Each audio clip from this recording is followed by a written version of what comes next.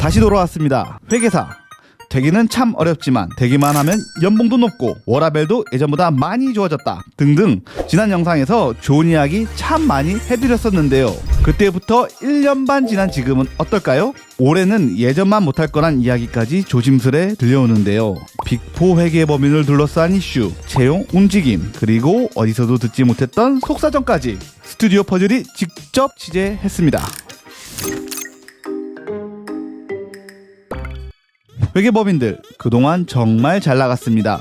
실적도 사상 최대치를 달성했습니다. 4대 회계법인이죠. 3일, 삼정, 안진한영의 2021 회계연도 기준 매출이 무려 3조 원을 넘겼습니다. 회계법인의 주요 업무인 감사, 자문, 컨설팅 중 뭐 하나 빠지는 게 없었다고 하죠. 그런데 요즘은 줄어든 일거리에 빅4 법인들 고민이 많다고 합니다. 그 속사정을 들여다보면 이렇습니다. 먼저 경영자문 일거리가 줄었습니다. 경영자문은 쉽게 말해 회사를 사고 파는 일을 보는 업무라고 생각하면 되는데요. 전체 매출의 절반가량을 차지할 만큼 회계법인의 주요 먹거리입니다. 그런데 작년 하반기 미국 금리 인상을 기점으로 딜 시장에 빅 이벤트가 줄어들었습니다. 시장 분위기가 안 좋으니 기업들은 빅들에 선뜻 나서지 않고 몸을 사르는 중이고 자연스레 회계법인의 일거리도 줄었다는 분석입니다. 지정감사제 이슈도 있습니다. 제도 시행 4년차를 맞으며 지정감사제가 끝난 회사들은 앞으로 6년간 감사인을 자유롭게 선임할 수 있게 되었습니다. 빅4 회계법인들 서로 눈치 싸움하고 있는데요. 회계감사 수임 경쟁이 벌어지며 감사 수수료 덤핑 현상까지 보이기도 했다는 후문입니다.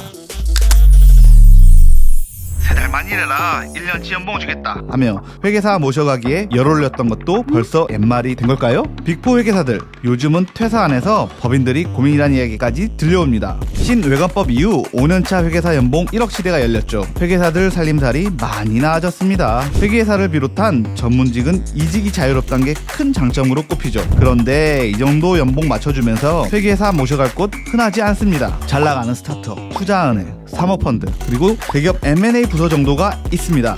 그런데 마찬가지로 시장 분위기가 주춤하면서 스타트업에서는 정리해고 소식이 심심치 않게 들려오고 기업 투자 인력들도 자연스레 수요가 줄었습니다. 이 같은 분위기에서 최근 빅4 회계사들 퇴사율이 급감했습니다. 통상 전체 인원 중 10에서 20%가 이직 등의 이유로 퇴사를 해왔지만 작년 하반기부터 이 수치가 절반가량으로 줄어들었다는 설명입니다. 빅4 중 퇴사율이 가장 낮은 곳으로 알려진 타밀회계법인의 경우 퇴사율이 한 자릿수 수준이라고 전해집니다. 회사도 인건비 관리에 들어가는 분위기입니다. 빅4 법인은 작년에 사상 최대 규모인 1340명가량 신입회계사 뽑았습니다만 올해는 사뭇 다를 수 있다는 전망입니다. 일각에선 예년의 절반 정도만 채용하는 거 아니냐 하는 이야기까지 들려옵니다. 한 해 법인당 3에서 400명 규모의 채용을 유지하면서 수습회계사 모셔가기 경쟁을 하던 빅4 법인들 올해도 이전과 같은 채용에 선뜻 나설 수 있을까요? 성과급 시즌을 앞둔 일부 빅펌 회계사들 사이에선 성과급 반토막 나는 거 아니냐 하는 이야기까지 돈다고 하네요. 이 같은 분위기에서 올해 CPA 최종 합격 인원은